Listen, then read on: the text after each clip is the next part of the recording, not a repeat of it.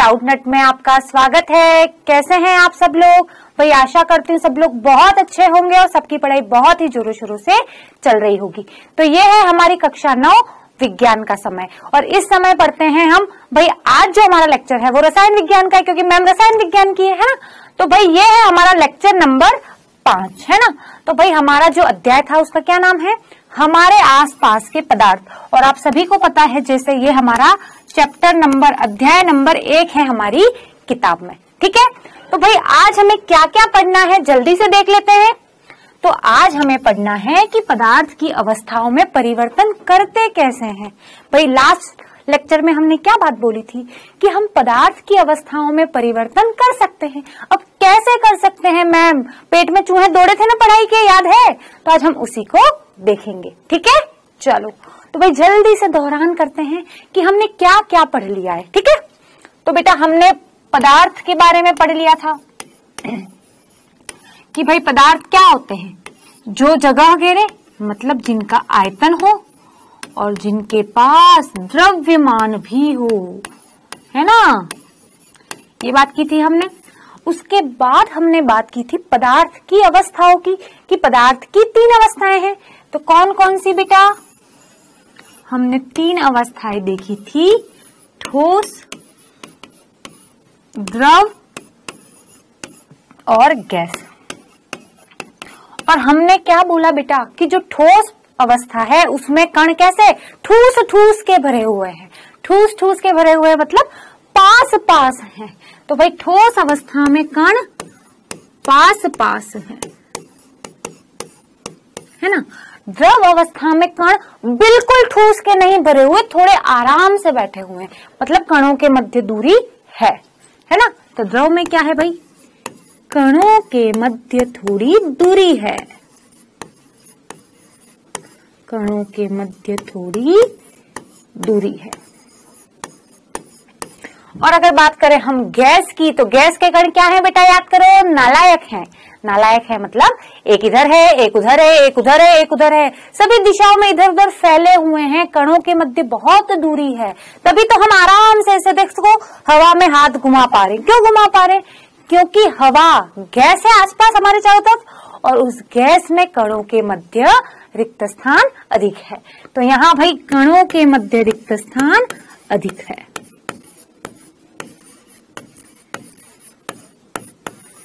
रिक्त स्थान क्या है बेटा? अधिक है।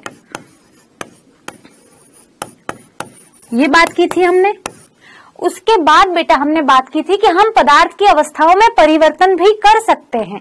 जैसे हम ठोस से द्रव अवस्था में जा सकते हैं, है ना। ठोस से द्रव अवस्था में जा सकते हैं, इस द्रव से वापस ठोस अवस्था में भी जा सकते हैं, है ना। और हम इस द्रव अवस्था से गैस अवस्था में जा सकते हैं, इस गैस अवस्था से वापस हम द्रव अवस्था में भी जा सकते हैं। साथ ही साथ हमने देखा कि हम ठोस से गैस अवस्था में जा सकते हैं और हम गैस से ठोस अवस्था में भी जा सकते हैं, है ना। भाई डिटेल में पढ़ना है तो बिल्कुल आप पुराने लेक्चर्स को देखिए, आपको समझ में आ जाएगा। तो भाई ये बातें हमने की थी। अब हमें देखना है आज हमारे दिमाग का कीड़ा कहाँ दौड़ाना है? वहां दौड़ाना है कि भाई ये कैसे हुआ, ये कैसे हुआ। गाना है ना, कैसे हुआ। तो बस कैसे हुआ आज हम ये समझेंगे। ठीक है, तो सब लोग रेडी है एकदम, बहुत एक्साइटेड? चलो तो बढ़ते हैं आगे। तो भाई अवस्था में परिवर्तन कैसे कर सकते हैं? एक तो हमने देखा था बेटा ताप के माध्यम से, है ना। भाई बर्फ है, उसको क्या करो, धूप में रख दो, पिघल जाएगी, है ना। पानी को फ्रिज में रख दो, ठंडा कर दो, क्या हो जाएगा? बर्फ जम जाएगा। मतलब हम पहला काम तो कर सकते हैं ताप में परिवर्तन कर। तो अवस्था में परिवर्तन कैसे हो सकता है बेटा? पहली बात, ताप में परिवर्तन कर, ये बात है पहली। और दूसरी बात है बेटा दाब में परिवर्तन कर। कैसे होगा अभी एक एक को देखेंगे। दूसरी बात बेटा दाब में परिवर्तन कर। ऐसे हम क्या कर सकते हैं, पदार्थ की अवस्था में परिवर्तन कर सकते हैं। अब दोनों चीजों को एक एक करके देखते हैं, है ना। चलो अब बात करते हैं तापमान परिवर्तन का क्या प्रभाव है अवस्था पर। तो अभी हमने पहली बात की है ठोस से द्रव में बदलने की, तो उसके लिए प्यारे बच्चों हम करने वाले हैं एक प्यारा सा प्रयोग। तो हमने क्या किया है बेटा, यहाँ ये क्या है, एक बीकर है। बीकर क्या होता है बेटा, तो विज्ञान में हम प्रयोग करते हैं तो अलग अलग बर्तन लेते हैं। तो ये कांच का इस प्रकार का एक बर्तन है जिसमें हमने ले ली बर्फ। क्या ले ली बेटा, बर्फ ले ली। अब बेटा हमने यहाँ नीचे बर्नर लगाया है। बर्नर क्या करता है, आग फेंकता है ना। जैसे मोमबत्ती होती है वैसे ही बर्नर भी होता है जो थोड़ी सी ज्यादा आग फेंकता है। ठीक है, ये स्टैंड लगाया है। ठीक है, ये कांच की एक छड़ है जो क्या कर रही है, उसको घुमाने के काम आती है। ठीक है, अब हमने यहाँ लगाया है thermometer.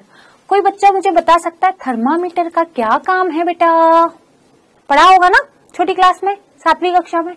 Very good ma'am, thermometer का काम है ताप का मापन करता है। ये ताप का मापन करता है। थर्मामीटर क्या करता है बेटा, ताप का मापन करता है ना। भाई हमने यहाँ पे क्या दिया है, ऊर्जा दी है। ऊर्जा क्यों दी है भाई, हमने गर्म किया है, मतलब हम उष्मा दे रहे, और आपको पता है उष्मा ऊर्जा का ही रूप है। तो क्या दी है हमने, ऊर्जा दी है, उष्मा दी है। वो उष्मा क्या है भाई, हमने ये भी पढ़ा है छोटी क्लास में कि हम जैसे जैसे उष्मा बढ़ाते हैं वैसे वैसे ताप बढ़ता है। तो भाई हम इस थर्मामीटर में देखेंगे कि क्या परिवर्तन होते हैं। तो भाई प्रयोग में क्या किया है, ये बातें पहले लिख लें, छोटी सी बातें 1-2 लिखनी है। पहली बात, बर्फ को बीकर में लेकर, बर्फ को क्या किया बेटा, बीकर में लेकर, बर्फ को बीकर में लेकर क्या किया बेटा, गर्म किया। और दूसरी बात क्या की बेटा, दूसरी बात मैंने यहाँ की कि मैंने एक थर्मामीटर लगा दिया है। वो थर्मामीटर क्या करेगा बेटा, यहाँ पे जो भी टेम्परेचर ताप है उसको मापेगा। दूसरा क्या किया बेटा, अवस्था परिवर्तन के दौरान, अवस्था परिवर्तन के दौरान क्या किया बेटा, होने वाले ताप परिवर्तन को हमने क्या किया, मापन किया। होने वाले किसका परिवर्तन बेटा, ताप परिवर्तन। मेरे साथ लिखते चलो बेटा, इसलिए याद हो जाएगा, है ना। हम क्लास से ही सारी बातें याद करके चले। तो अवस्था परिवर्तन के दौरान होने वाले ताप परिवर्तन का क्या किया बेटा, मापन किया। और किससे किया बेटा बताओ, थर्मामीटर से किया, थर्मामीटर से किया। ठीक है, चलो तो ये किया हमने। तो बेटा हम क्या देखते हैं पता है, कोई बच्चा बता सकता है हमने क्या देखा। हमने ये देखा कि धीरे धीरे ये बर्फ क्या हो रही है, पिघल रही है और पानी में आ रही है। पहली बात हमने ये देखी। दूसरी बात हमने क्या देखी कि जैसे ही बर्फ पानी में बदलना स्टार्ट हो गई, उसके बाद से लेकर जब तक पूरी बर्फ पानी में नहीं बदल गई तब तक इस थर्मामीटर पर ताप क्या रहा, कांस्टेंट रहा, नियत रहा, नहीं बदला। अरे मैम ऐसे कैसे, हम तो यहाँ से ऊर्जा दे रहे, भाई ऊर्जा दे रहे मतलब उसको उष्मा मिल रही है, और उष्मा मिलेगी तो ताप तो परिवर्तित होना चाहिए। ये तो हमने छोटी क्लासों में पढ़ा है। अब ऐसा क्यों नहीं होता है, तो यहाँ पे जो जो चीजें हमने देखी, क्या क्या हो रहा है, एक एक चीज को समझते हैं। क्लियर है बात, समझे। चलो तो भाई अब देखते हैं, है ना। ये है मेरी बर्फ, ऐसी होती है बर्फ, आप सभी को पता है भाई। बर्फ कौन सी अवस्था है बताओ, ठोस अवस्था है ना। और ठोस अवस्था में कण कैसे भरे होते हैं बेटा, ठूस ठूस के भरे होते हैं, मतलब पास पास होते हैं, है ना बेटा। तो कण क्या हैं, ये सारे पास पास हैं, सारे कण प्यारे नन्हे मुन्ने कण, सब में बहुत प्रेम है, बहुत आकर्षण है, सब पास पास है। ठीक है, कोई जगह खाली नहीं है। ठीक है, कण बहुत पास पास पास पास पास पास आस पास पास है, ठीक है। अब समझते हैं क्या होता है। अब बेटा मैंने क्या किया बताती हूं मैं कि मैंने क्या किया। अब मैंने इसको दी ऊष्मा, है ना, क्या दी है बेटा, ऊष्मा दी है। अब बेटा ये ऊष्मा जाके क्या करेगी पता है, वो चालाक लोमड़ी होती है ना, वैसा काम करेगी। वैसा मतलब बताती हूँ भाई, चालाक लोमड़ी क्या करती है, दो दोस्त होते हैं, उनको क्या करती है, अलग करती है ताकि फिर किसी को खा जाए। भाई दो दोस्तों को अलग करेगी तभी तो आराम से खा पाएगी, नहीं तो दोनों दोस्त उस पर अटैक करके उसको मार देंगे। तो भाई चालाक लोमड़ी की तरह ये ऊष्मा भी इस बर्फ पर काम करती है। भाई बर्फ के कण ऐसे पास में बैठे हुए चिपक के दुबक के, है ना, तू मेरा भाई है, तू मेरा भाई, ऐसे चिपक चिपक के पास पास बैठे हुए हैं। तो ये ऊष्मा क्या करती है, इन कणों को अलग करने का काम करती है, लालच देती है, अलग अलग हो जाओ, मैं तुमको चॉकलेट दूंगी, मैं तुम्हें आइसक्रीम दूंगी। मतलब ये जो ऊष्मा है वो क्या करती है, कणों को दूर दूर करने का, अलग अलग करने का कार्य करती है। पहली बात, ऊष्मा कणों को दूर दूर करने का कार्य करती है,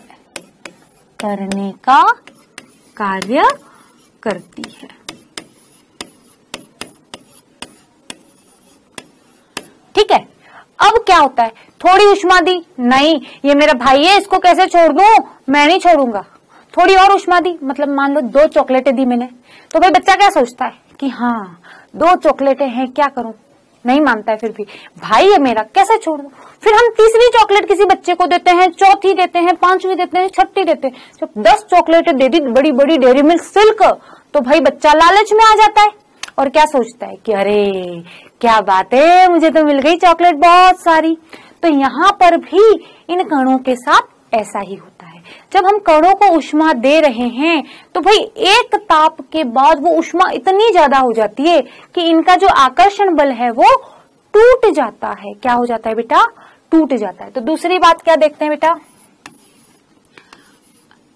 अत्यधिक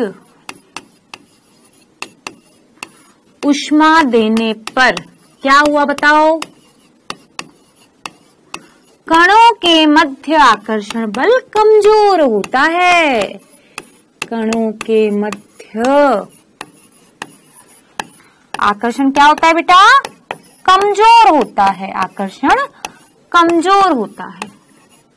क्या होता है बेटा, कमजोर होता है।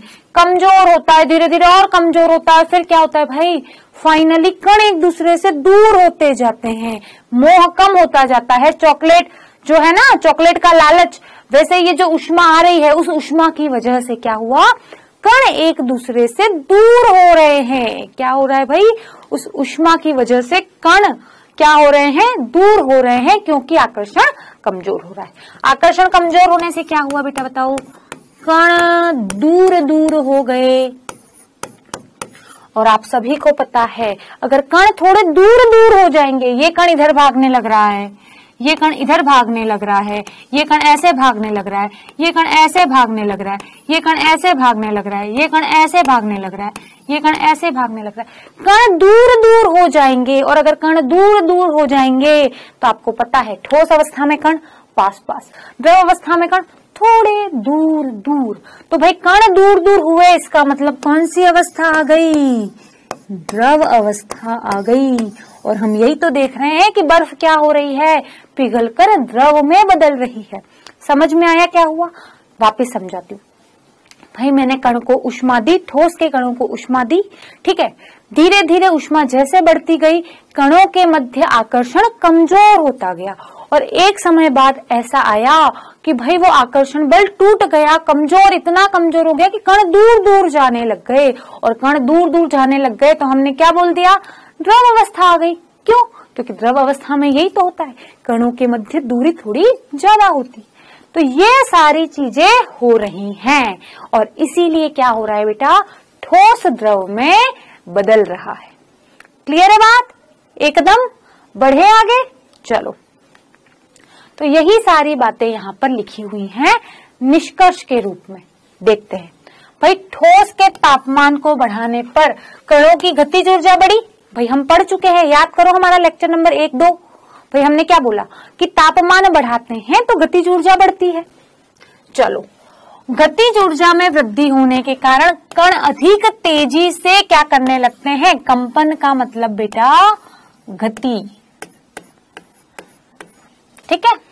ऊष्मा के द्वारा प्रदत्त की गई ऊर्जा कणों के बीच के आकर्षण बल को पार कर लेती है। पार कर लेती है का मतलब है बेटा कमजोर कर देती है। बलों को पार का मतलब क्या है बेटा? कमजोर, है ना। इस कारण कण अपने नियत स्थान को छोड़कर अधिक स्वतंत्र होकर गति करने लगता है। भाई देखो कण क्या कर रहा है, यहाँ पे बैठा था पर यहां से गति करने लगा, ये कण गति करने लगा, है ना।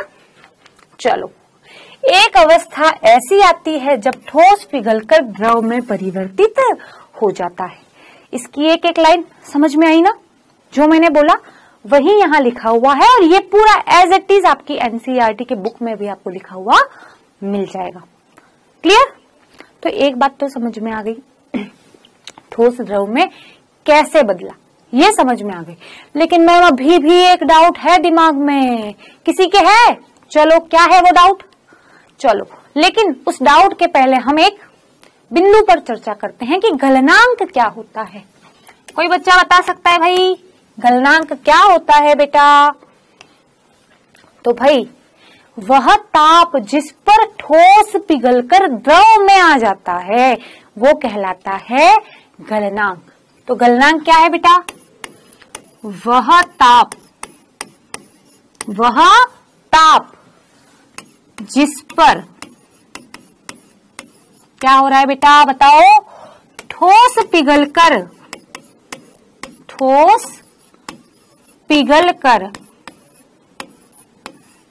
क्या हो रहा है बेटा?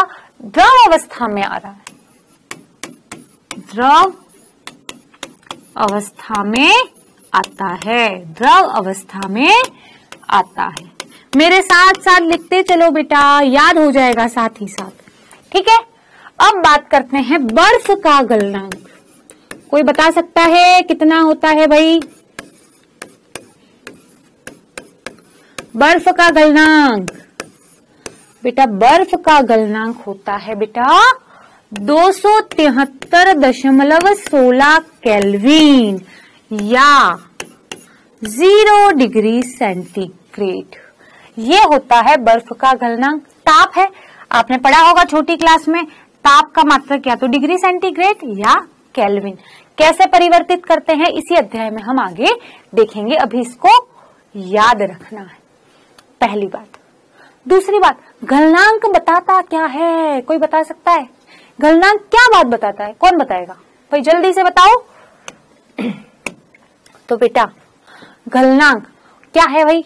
ताप है। ताप है का मतलब उष्मा है बोल सकते हैं, क्योंकि उष्मा बढ़ाओगे तो ताप भी बढ़ेगा, इसका मतलब उष्मा है। अब बेटा भाई अगर कणों के मध्य बहुत प्यार होगा, बहुत आकर्षण होगा तो उनको तोड़ने में ऊर्जा भी अधिक लगेगी। कणों के मध्य थोड़ा कम आकर्षण होगा तो ऊर्जा कम लगेगी। कणों के मध्य बहुत कम आकर्षण होगा तो ऊर्जा बहुत ही कम लगेगी। तो भाई कणों के मध्य कितना आकर्षण बल है उसको कौन बताता है? गलनांक। क्योंकि अगर कणों के मध्य बहुत आकर्षण है, बहुत प्यार है, मेरे और मेरी मम्मी के बीच में बहुत प्यार है, तो किसी को मेरे और मेरी मम्मी के रिश्ते को तोड़ने के लिए बहुत ज्यादा ऊर्जा देनी पड़ेगी, है ना, बहुत एनर्जी लगानी पड़ेगी। उसी प्रकार अगर ठोस के कण बहुत पास में है, बहुत आकर्षण है, तो उन्हें तोड़ने के लिए, उस आकर्षण को तोड़ने के लिए ऊर्जा भी अधिक देनी पड़ेगी, है ना, यानी उष्मा भी अधिक देनी पड़ेगी। इसका मतलब ताप भी अधिक होगा। इसका मतलब किसी वस्तु का गलनांक बहुत ज्यादा है, इसका मतलब कणों के मध्य आकर्षण बल बहुत ही मजबूत है। तो गलनांक क्या बताता है? ठोसों के मध्य आकर्षण बल कितना मजबूत है, ये बात बताता है गलनांक। तो यहाँ पर नोट करके, इंपॉर्टेंट करके इस बात को लिखो। क्या लिखोगे बेटा? गलनांक ठोस के कणों के मध्य आकर्षण बल की सामर्थ्यता को बताता है। तो लिखो बेटा गलनांक ठोस के कणों के मध्य आकर्षण बल की किसको बताता है बेटा? सामर्थ्यता को बताता है। सामर्थ्यता को क्या करता है बेटा? बताता है। समझ में आया इसका क्या मतलब है? भाई जितना ताप ज्यादा दे रहे हो उसका मतलब उतनी ज्यादा एनर्जी या ऊर्जा दे रहे हो, मतलब प्यार बहुत ज्यादा है। कणों के मध्य आकर्षण बल बहुत ही क्या है बेटा? मजबूत है। क्लियर हो गई एकदम बात? एकदम ना? बढ़े आगे। चलो जिसको स्क्रीनशॉट लेना है जल्दी से ले लो। चलो अब मैम दूसरी बात जो मेरे दिमाग में खटक रही है बहुत देर से, क्या कि ठोस के गलने में तापमान समान क्यों रहा?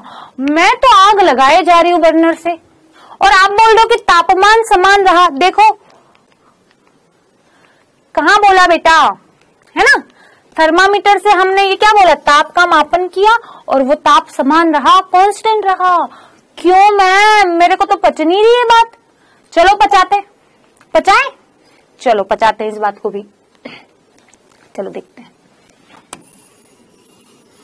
वापिस बनाओ भाई बर्फ। ये बर्फ के अंदर बहुत सारे कण हैं, ठीक है? बहुत ज्यादा हम नहीं बना रहे, है ना? ये क्या है बेटा? बर्फ है और बर्फ छोटे छोटे कणों से मिलके बना है और इस बर्फ को मैंने क्या किया बेटा? गर्म किया, है ना? क्या किया बेटा? गर्म किया। अब समझो भाई मैंने यहां से उष्मा दी लेकिन वो उष्मा गई कहां गई? तो बेटा जो मैंने उष्मा दी वो उष्मा बेचारी परेशान हो रही है कि कैसे मैं इन दोनों, ये कण ए और ये कण बी, इन दोनों के मध्य जो प्यार है उसको कैसे खत्म करूं, इन दोनों के आकर्षण को कैसे कमजोर करूं। तो जो मैंने गर्म करने पर उष्मा दी वो उष्मा जाके इन दोनों के बीच में बैठ गई कि मुझे तो क्या करना है? ए और बी दोनों को दूर करके रहना है, उन दोनों के मध्य आकर्षण बल को कमजोर करके रहना है। क्लियर हुई बात? तो भाई ये जो उष्मा है वो कहाँ काम आ रही है?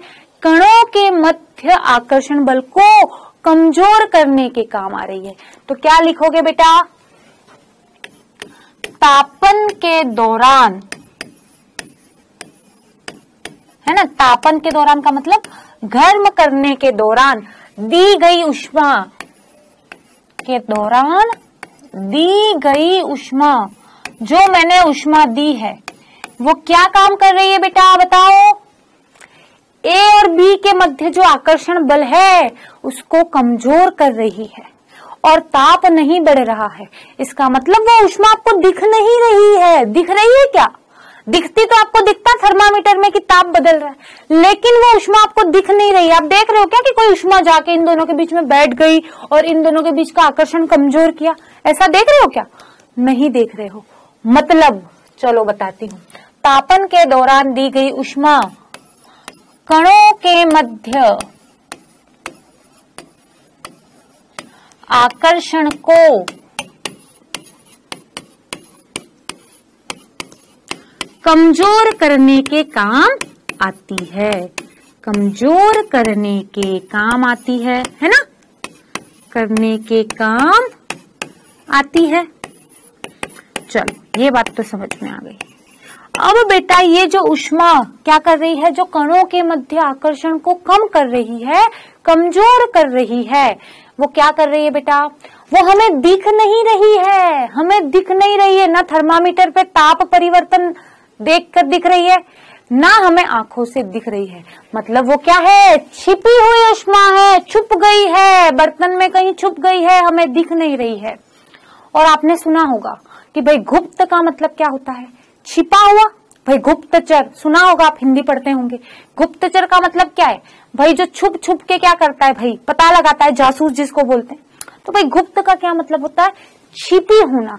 तो इसीलिए इस उष्मा को, जो उष्मा क्या कर रही है? तापन के दौरान दी गई जो ऊष्मा है, जो कणों के मध्य आकर्षण को कमजोर करने के काम आ रही है, उसे बोलते हैं गुप्त ऊष्मा। क्या बोलते हैं बेटा? गुप्त ऊष्मा। यही ऊष्मा क्या है बेटा? आपकी गुप्त ऊष्मा है। क्या है बेटा? गुप्त ऊष्मा है। ठीक है। और क्योंकि भाई यहाँ पे क्या हो रहा है? संगलन हो रहा है। हमने पढ़ लिया है कि भाई ठोस से द्रव में बदलना जो है क्या कहलाता है बेटा? संगलन कहलाता है। मतलब बताओ, इसका मतलब जो ऊष्मा हमने दी है कणों को, जिससे कणों के मध्य आकर्षण कमजोर हो रहा है, वो क्या है? संगलन की गुप्त ऊष्मा है। क्यों? क्योंकि इस दौरान काम क्या हो रहा है? क्या काम हो रहा है बताओ बेटा? कि जो ठोस है वो द्रव में पिघल रहा है। तो ये गुप्त ऊष्मा कौन सी है? ये वाली संगलन की। संगलन का मतलब ठोस का द्रव में बदलना। तो इसीलिए हम बेटा इसको संगलन की गुप्त ऊष्मा भी बोलते हैं। क्लियर हो गई बात? चलो बढ़े आगे।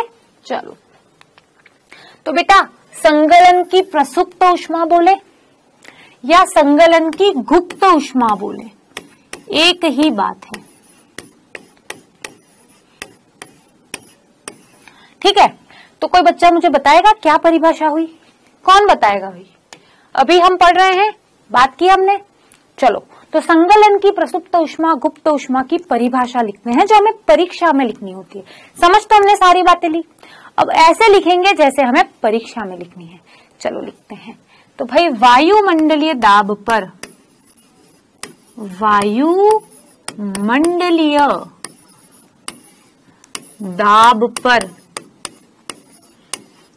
1 किलोग्राम ठोस को, कितने किलोग्राम ठोस को? 1 किलोग्राम ठोस को उसके गलनांक बिंदु पर, क्या बेटा? को उसके गलनांक बिंदु पर, एक सेकेंड, उसके कौन से बिंदु पर बेटा? गलनांक बिंदु पर। गलनांक बिंदु कौन सा है? जिसमें वो द्रव में बदल रहा है। तो वायुमंडलीय दाब पर 1 किलो ठोस को उसके गलनांक बिंदु पर द्रव में बदलने के लिए, द्रव में बदलने के लिए आवश्यक ऊष्मा क्या है बेटा? संगलन की गुप्त ऊष्मा है। आवश्यक ऊष्मा, और यही ऊष्मा क्या है बेटा? आपकी संगलन की गुप्त ऊष्मा है। किसकी बेटा? संगलन की। वायुमंडलीय दाब पर मतलब हमारे आसपास का जो वायुमंडल है उसमें जो दाब है उस पर 1 किलो में बर्फ लूं, ठोस लूं, और उसको अगर मैं रख दूं गर्म करने, तो उसके क्वथनांक पर क्या होगा बेटा? सॉरी, गलनांक पर क्या होगा बेटा? कि द्रव अवस्था में वो बदल जाएगा। और उसके लिए जो मुझे क्या चाहिए बेटा? ऊष्मा चाहिए। वही है मेरी संगलन की प्रसुप्त ऊष्मा, गुप्त ऊष्मा। क्लियर? चलो अब बेटा मैं आपको एक बहुत अच्छी बात बताती हूँ। किसी को बताओगे नहीं ना? चलो देखते हैं, एक बहुत अच्छी बात देखते हैं। चलो अब बेटा ये गुप्त ऊष्मा कब आई? गलनांक बिंदु पर। गलनांक बिंदु पर क्या हुआ बेटा? ठोस द्रव में बदल गया। मतलब जो पानी है उसके पास गुप्त ऊष्मा भी है, छुपी हुई ऊष्मा भी है पानी के पास। इसीलिए जो 0 डिग्री ताप है, क्यों भाई? गलनांक बिंदु देखो क्या लिखा है? बर्फ का गलनांक बिंदु 0 डिग्री सेंटीग्रेड। तो भाई गलनांक बिंदु यानी 0 डिग्री सेंटीग्रेड पर पानी के पास जो ऊष्मा है वो बर्फ से ज्यादा होती है। क्यों होती है बेटा ऐसा? क्योंकि बताओ पानी के पास क्या है बेटा? छुपी हुई गुप्त ऊष्मा भी है। तो भाई बहुत इंपॉर्टेंट पॉइंट करके इस बात को लिखेंगे। इंपॉर्टेंट करके क्या लिखेंगे बेटा? 0 डिग्री ताप पर पानी के पास क्या होता है बताओ? बर्फ से अधिक ऊष्मा होती है। बर्फ से अधिक ऊष्मा होती है। अधिक ऊष्मा होती है। कब बात कर रही हूँ बेटा? 0 डिग्री ताप पर पानी के पास बर्फ से अधिक ऊष्मा होती है। क्यों? क्योंकि पानी के पास तो गुप्त ऊष्मा भी है, छुपी हुई ऊष्मा भी है, बर्फ के पास तो है ही नहीं, है ना? क्लियर हो गई बात? एकदम। बढ़े आगे, चलो। तो यहां हमें समझ में आ गया ठोस से द्रव में परिवर्तन कैसे हो रहा है। क्लियर है बात? अब बात करते हैं तापमान परिवर्तन का प्रभाव जब हम द्रव से गैस में बदल रहे हैं। तो यहां पर भी वही प्रयोग किया। भाई बीकर लिया, उसमें पानी लिया, है ना, बर्नर से उसको गर्म किया और भाई यहाँ थर्मामीटर से क्या कर रहे हैं बेटा? ताप का मापन कर रहे हैं। क्या कर रहे हैं बेटा? ताप का मापन कर रहे हैं। और यहाँ पर भी हम सेम ही चीज देखते हैं। क्या? अवस्था परिवर्तन के दौरान ताप क्या रहता है? क्या रहता है बताओ? नियत रहता है, कांस्टेंट रहता है। तो यहाँ पर हमने क्या देखा? हमने क्या प्रेक्षण देखा? प्रेक्षण का मतलब होता है हमने क्या चीज देखी। यहाँ पर इस प्रयोग करते समय हमने क्या चीज देखी? तो क्या चीज देखी कि भाई अवस्था परिवर्तन के दौरान, अवस्था परिवर्तन के दौरान ताप क्या रहता है बेटा? नियत रहता है, कांस्टेंट रहता है, बदलता नहीं है। नियत, है ना? नियत यानी क्या लिख सकते हो अंग्रेजी में? कांस्टेंट रहता है। ये यहाँ पे हमने प्रेक्षण किया है। अब कौन बताएगा भाई? हम ठोस से द्रव में बता चुके हैं, वही बात है यहाँ पर भी। कौन बताएगा? कौन बताएगा? भाई मैम, हमने जो ऊष्मा दी पानी को, उस ऊष्मा ने क्या किया? उस ऊष्मा ने पानी के जो कण थे, जो थोड़े थोड़े दूर दूर थे, उन दोनों के मध्य जो आकर्षण था, प्यार था, उसको कमजोर किया। तो कण दूर दूर हो गए। और अगर कण दूर दूर हो जाएंगे तो हम बोलेंगे गैस अवस्था है। तो यहाँ पर भी सेम बात हुई। अगर आप चाहते हो तो लिख सकते हो। क्या लिख सकते हो? कि भाई जल को दी गई ऊष्मा उसके कणों के मध्य दूरी को कम करने में क्या हो गई? खर्च हुई। लिख लोगे इस बात को? चलो, अब यहाँ पर भी एक परिभाषा आती है। तो वो परिभाषा है क्वथनांक की। कोई बच्चा बता सकता है क्या है क्वथनांक? तो भाई वह ताप जिस पर कोई द्रव क्या होता है? उबलने लगता है। जिस पर द्रव क्या होता है बेटा? उबलने लगता है, उबलने लगता है, उबलने लगता है। कोई बच्चा बता सकता है पानी का क्वथनांक कितना है? पानी कब उबलने लगता है? कोई बता सकता है? Very good. 100 डिग्री सेल्सियस पर पानी क्या होता है? उबलने लगता है। तो अगर हम बात करें जल के क्वथनांक की, तो कितना है बेटा बताओ? जल का क्वथनांक कितना है बेटा? Very good. तो मैम जल का क्वथनांक है 100 डिग्री सेंटीग्रेड या 373 केल्विन। इस पर पानी उबलने लगेगा और फिर क्या होगा? टेम्परेचर कांस्टेंट ही रहेगा जब तक कि पूरी पानी क्या हो जाती? भाप बन जाती, है ना? पूरी पानी क्या बन जाती भाई? वाष्प बन जाती। वाष्प मतलब गैसीय अवस्था में आ जाते, है ना? क्लियर है बात? वही चीज यहाँ पर भी हो रही है। चलो, तो भाई यहाँ पर भी एक गुप्त ऊष्मा है। वो गुप्त ऊष्मा क्या कर रही है बताओ? भाई जो पानी है, पानी के कणों के मध्य रिक्त स्थान अधिक होता है ना? क्या होता है? रिक्त स्थान अधिक होता है। तो भाई इन कणों को जो मैंने ऊष्मा दी, उस ऊष्मा ने क्या किया? इनके मध्य जो आकर्षण बल था उसको कमजोर किया। और वो ऊष्मा हमें दिख नहीं रही। क्यों नहीं दिख रही? क्योंकि न तो हम ऐसे आंखों से देख सकते हैं दूरबीन लगा के अच्छा यहाँ पे ऊष्मा है, ऊष्मा है, नहीं देख सकते। और ना ही बेटा हम ये देख पा रहे हैं कि भाई तापमापी या जो हमारा थर्मामीटर है उसमें कोई ताप में परिवर्तन हुआ। मतलब ये भी ऊष्मा क्या है? छुपी हुई है। और अगर ये ऊष्मा छुपी हुई है तो हम क्या बोलेंगे बेटा? गुप्त ऊष्मा है। अब चूंकि इस समय हो क्या रहा है? वाष्पीकरण हो रहा है। क्यों भाई? वाष्पीकरण हमने क्या बोला कि द्रव जब गैस अवस्था में आती है तो हम क्या बोलते हैं? वाष्पीकरण हो रहा है। इसका मतलब यहाँ पर भी वाष्पीकरण हो रहा है, इसीलिए इस ऊष्मा को क्या बोला, वाष्पीकरण की गुप्त ऊष्मा। तो वाष्पीकरण की गुप्त ऊष्मा की परिभाषा कैसे लिखेंगे हम, तो वही बात कि भाई वायुमंडलीय दाब पर अगर मैंने 1 किलो द्रव लिया, 1 केजी द्रव को कौन से बिंदु पर, वहां देखो क्या आया था, गलनांक बिंदु पर, यहां हमने पढ़ा है क्वथनांक बिंदु। तो वायुमंडलीय दाब पर 1 किलोग्राम द्रव को अपने गलनांक बिंदु पर, उसके गलनांक बिंदु पर, गलनांक नहीं क्वथनांक, यहाँ क्या आएगा बेटा, गलनांक नहीं क्वथनांक आएगा, क्योंकि हम वाष्पीकरण की बात कर रहे हैं ना।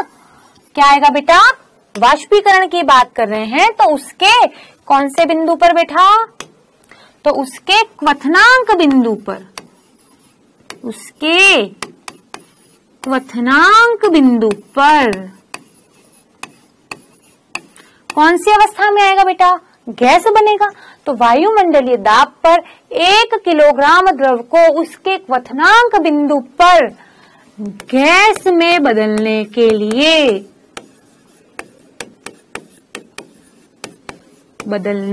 लिए दी गई ऊष्मा, वही क्या है बेटा, वाष्पीकरण की गुप्त ऊष्मा। यहां तक बात क्लियर हुई, बैठ गई दिमाग में। चलो अब यहां पर भी एक इम्पॉर्टेंट पॉइंट है जिसे हम नोट करेंगे बिल्कुल, है ना। अब एक इम्पॉर्टेंट पॉइंट यहां पर भी है, कौन बता सकता है बेटा। भाई आपने देखा होगा कि जो स्टीम होती है, भाप होती है, उससे जल जाते हो ना तो हालत खराब हो जाती है, बहुत जलता है। लेकिन एक बार गर्म पानी से जल गए तो इतना परेशान नहीं होते, इतना दर्द नहीं होता। भाई ये सारा कॉन्सेप्ट बताया, आप सोचो, क्योंकि इस क्वथनांक बिंदु पर जो जो क्या है आपकी क्या है बेटा, स्टीम है, उस स्टीम के पास ज्यादा एनर्जी है। क्यों? क्योंकि उसके पास तो वाष्पीकरण की गुप्त ऊष्मा है, पानी के पास तो नहीं है। तो क्या लिख सकते हो बेटा कि स्टीम जो है उसके पास, है ना, स्टीम के पास, जल वाष्प के पास क्या है बेटा, ज्यादा एनर्जी है। किसकी तुलना में? पानी की तुलना में। क्यों है? क्योंकि उसके पास वाष्पीकरण की गुप्त ऊष्मा भी होती है। क्लियर हो गई बात एकदम? बढ़े आगे, चलो ठीक है। क्या दाब से भी पदार्थ की अवस्था में मैम परिवर्तन कर सकते हैं हम? क्या लगता है बेटा आपको, बताओ जल्दी से। चलो देखते हैं। भाई दाब बढ़ाने से पदार्थ के कणों को हम समीप ला सकते हैं, पास ला सकते हैं। कैसे? देखो भाई, ये है एक सिलेंडर। पिस्टन का मतलब होता है बेटा, हम साइकिल में हवा भरवाते तो वो पंप होता है ना, जो ऊपर नीचे होता है, जो पंप को हम नीचे ले जाते हैं फिर ऊपर करते हैं, ऊपर नीचे जो पंप करते हैं वही है पिस्टन। बेटा यहाँ देखो, यहाँ गैस के कण है फैले हुए। क्या है बेटा? गैस के कण है जो फैले हुए। अब मैंने पिस्टन को नीचे की तरफ किया तो कण क्या आ गए बेटा? पास पास आ गए। यहाँ क्या हुआ बेटा? कण पास आए, कण पास आए। यहाँ पे क्या हुआ बेटा? कण सबसे ज्यादा पास आ गए या कण ज्यादा पास आए। कण क्या हुआ बेटा? एक सेकेंड। कण जो है क्या हुआ बेटा? कण ज्यादा पास आ गए। जैसे जैसे हम पिस्टन को क्या कर रहे हैं, नीचे ले जा रहे हैं, कण ज्यादा पास आ गए, है ना। कण क्या हो गए बेटा? ज्यादा पास आ गए, है ना। आपको पता है गैस की तुलना में जो द्रव होते हैं उसके कण ज्यादा पास पास होते हैं। तो भाई इसको देख के हमें क्या निष्कर्ष निकाला कि भाई दाब बढ़ाने पर गैस को द्रव में बदला जा सकता है। तो यहां से हमने क्या देखा बेटा? दाब बढ़ाने पर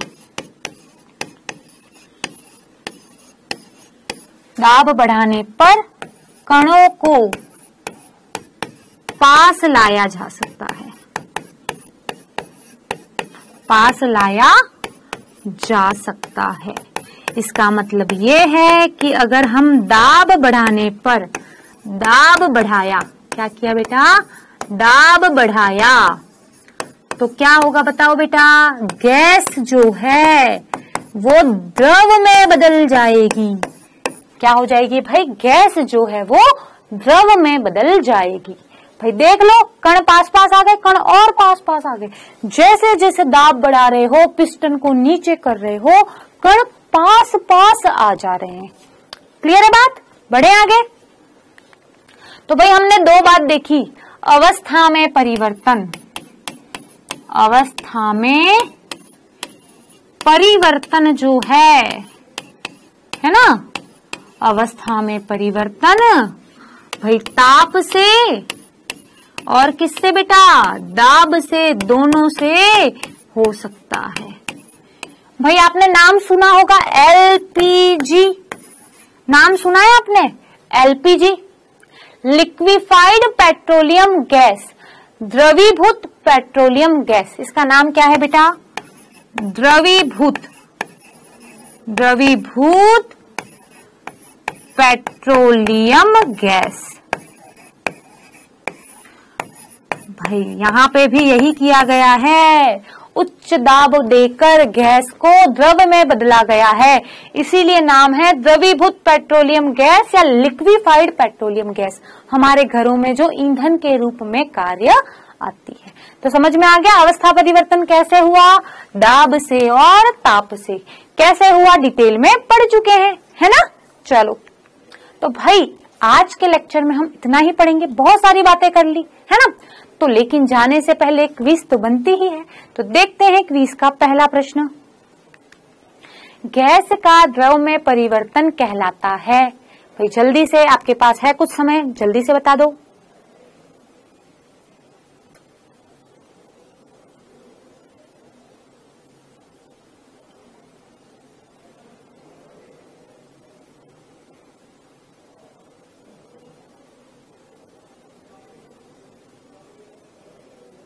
चलिए अगला प्रश्न देखें, समय समाप्त हो रहा है, आई होप आपने किया होगा। देखते हैं अगला प्रश्न। बर्फ का एक टुकड़ा जल की सतह पर तैरता है क्योंकि, भाई कल के लेक्चर में पढ़ा था है ना, पिछले लेक्चर में, याद होना चाहिए। देखो और जवाब दो।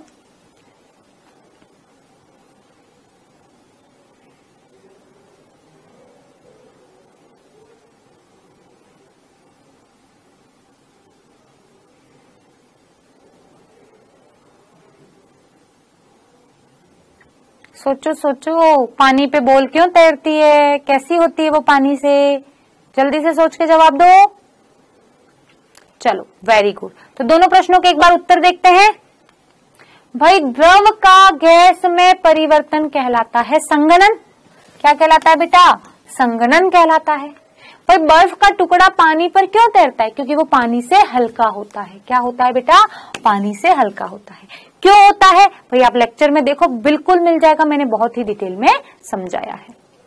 ठीक है, तो भाई आज हमने क्या पढ़ा, पदार्थ की अवस्था परिवर्तन में हम दाब और ताप का क्या प्रभाव है, ताप बढ़ाने पर क्या कम हुआ है ना, ताप बढ़ाने पर क्या हुआ है ना, दाब का क्या प्रभाव पड़ा, और इसी से रिलेटेड कुछ संबंधित परिभाषाएं थी, उनको भी देखा है ना। तो भाई ये रहा आपका होमवर्क, जल्दी से स्क्रीनशॉट खींच लो। आपको पीडीएफ के रूप में भी बिल्कुल मिलेगा ऐप पर, जिसको स्क्रीनशॉट खींचना है खींच सकता है ना। चलिए तो भाई अगली क्लास है हमारी वाष्पीकरण पे। किस पे, वाष्पीकरण पे। इस अध्याय का लास्ट टॉपिक है या एंड